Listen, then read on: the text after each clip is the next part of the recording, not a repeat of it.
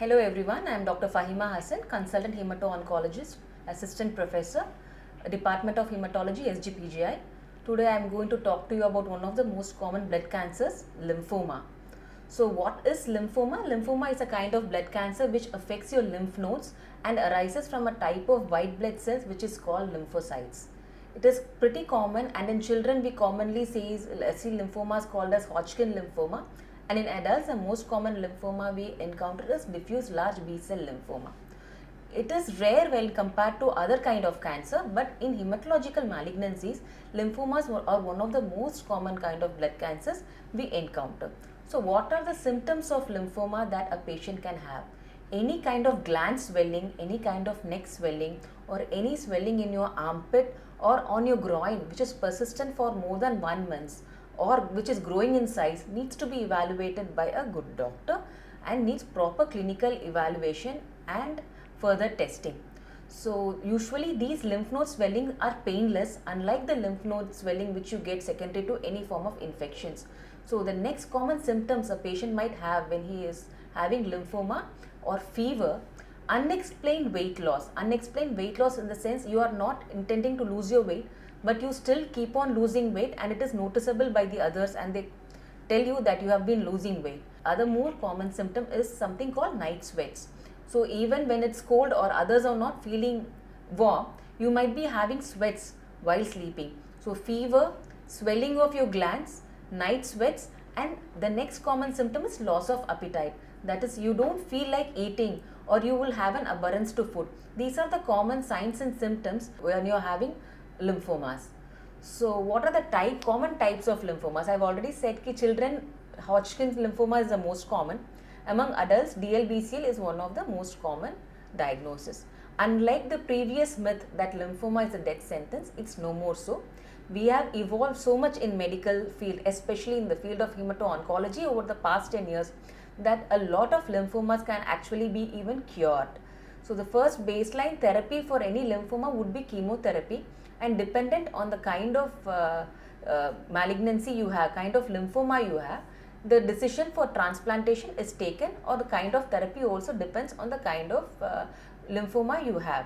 So children most commonly have Hodgkin's lymphoma and Burkitt's lymphoma, and they are very well easy to manage and they have very good survival rates, and it's definitely not a death sentence. Most of the lymphomas in children are actually curable with minimal long-term impact on their health and lifestyle. So gland swelling is a very common symptoms many of us will encounter during our lifetime secondary to any kind of infection.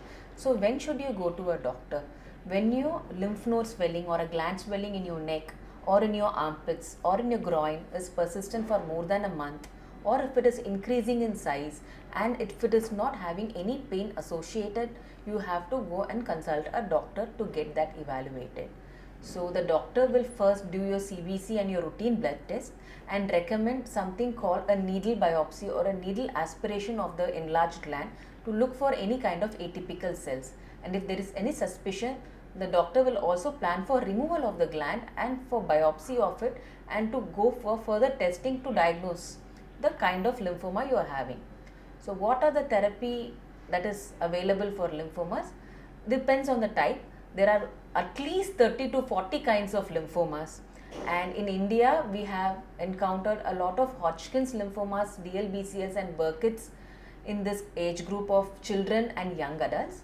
So the therapy is usually chemotherapy. Most of the lymphomas, like at least 60% of the lymphomas are cured with just chemotherapy and chemoimmunotherapy. And even if it relapses, which it does in 30 to 40% of the cases, we have targeted therapy and stem cell transplant. So having a diagnosis of lymphoma is definitely not a death sentence. It need not make you feel that you are not going to be enjoying life again. A matter of 6 months and you might very well be in remission, or even if there is a relapse, there is always an option of bone marrow transplant and more targeted therapy to even cure the disease. So what is relapse is after getting treatment for lymphoma, reappearance of the symptoms or reappearance of the lymphoma is called relapse. There are a number of therapies available for treatment of relapse, and in India we are very lucky to have all these drugs available to us by various pharma companies at a way cheaper price and at almost 1/10 of the cost of the West. And we are making sure that as Indian doctors and Indian hematologists, that all the targeted therapies and the novel drugs are also available to most of our patients in most of the institutes that are treating these kind of malignancies. So how common is lymphoma? There was a diagnosis of almost around 50,000 cases of lymphoma in India alone last year. So it is not very rare.